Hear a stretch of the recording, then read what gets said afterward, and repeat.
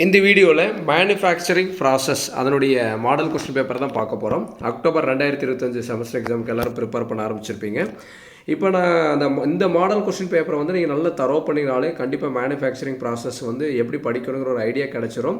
இதுலேருந்து சில கொஸ்டின்ஸ் வந்து நம்மளுக்கு ரிப்பீட் ஆகிறதுக்கு வாய்ப்பு இருக்குது. அதனால் எந்த கொஸ்டின்ஸும் மிஸ் பண்ணாமல் படிங்க.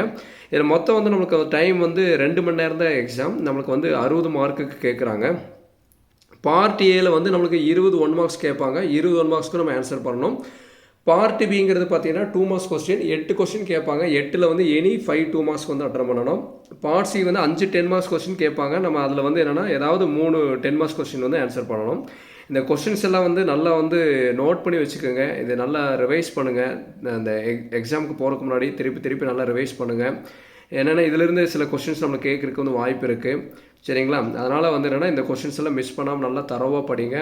ஏன்னா பார்ட் ஏங்கிறது நம்மளுக்கு வந்து 1 மார்க்ஸ் கொஸ்டின்ஸ் தான். சரிங்களா? அடுத்து பார்ட் பி வந்து நம்மளுக்கு வந்து 2 மார்க்ஸ் கொஸ்டின்ஸ். அந்த 2 மார்க்ஸ் கொஸ்டின்ஸ் வந்து 8 2 மார்க்ஸ் கொஸ்டின்ஸ் கேட்குறாங்க. அந்த 8 2 மார்க்ஸ் கொஸ்டின் வந்து நல்லா தரவாக படிச்சுக்கோங்க.